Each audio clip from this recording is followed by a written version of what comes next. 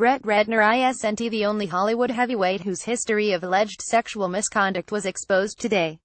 Around the same time that the LA Times published their extensive report on Ratner, The Hollywood Reporter ran a guest column from Anna Graham Hunter, an author and former production assistant who alleges that Dustin Hoffman sexually harassed and forcibly groped her on the set of a 1985 TV film. Hoffman is the latest in a line of prominent Hollywood men accused of sexual misconduct in the wake of the Harvey Weinstein allegations. Over 90 women and counting have courageously outed Weinstein for sexual harassment, assault and rape in recent weeks. And now, in an essay for THR, Hunter alleges that Dustin Hoffman sexually harassed and groped her numerous times on the set of a 1985 television production of The Death of a Salesman. Hunter, then 17 years old, was working as a production assistant. Recalling how it began, she says, "He asked me to give him a foot massage. Hunter complied, but an unusual request quickly escalated into a series of upsetting encounters. She was openly flirtatious. He grabbed my ass, he talked about sex to me and in front of me. One morning I went to his dressing room to take his breakfast order. He looked at me and grinned, taking his time. Then he said, 'I'll have a hard-boiled egg, and a soft-boiled clitoris.'" His entourage burst out laughing.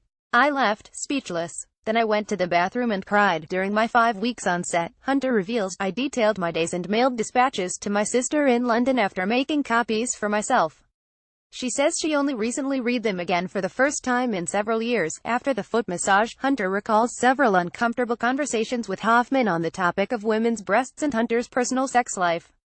On January 31st, Hunter recounted how another woman on set asked for Hoffman's lunch order, to which he replied, "Your left breast." When the woman called him disgusting, Hoffman said, "Okay, your right breast." Later, Hunter writes, "Today, when I was walking Dustin to his limo, he felt my ass 4 times. I hit him each time, hard, and told him he was a dirty old man. He took off his hat and pointed to his head shaved for the part and said, 'No, I'm a dirty young man, I have a full head of hair.' So would Bob have fired me if had seen me hit Dustin?" February 4th was the day Hunter says Hoffman included a comment in his breakfast request that was worse than anything anyone has ever said to me on the street. Hunter writes, "It was so gross I couldn't say anything, so she just turned around and walked out." Later, Hunter says Hoffman confronted her about thinking he was a sexist pig in front of his co-stars John Malkovich, of whom Hunter was quite fond, and Stephen Lang. Despite his ongoing harassment, on February 20th Hunter concluded her diary with perhaps the most heartbreaking entry: "No one is 100% good or bad. Dustin's a pig, but I like him a lot." Looking back on the entries now, Hunter says, "My heart aches."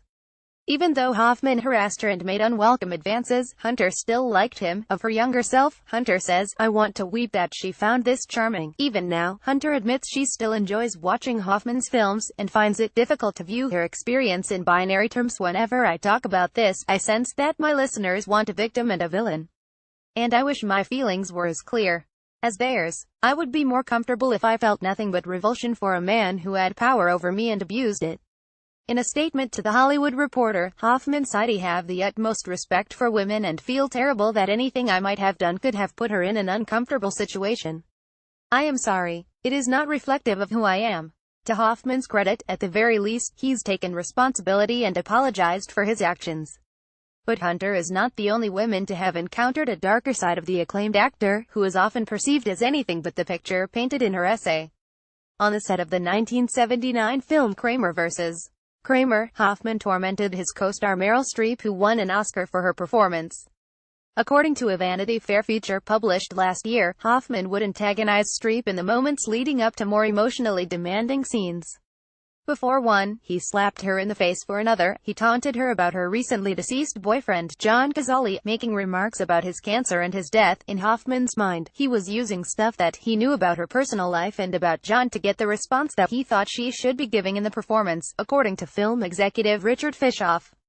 Later, Hoffman addressed his behavior on the set of Kramer vs. Kramer to THR, explaining, "I was getting divorced, I'd been partying with drugs, and it depleted me in every way."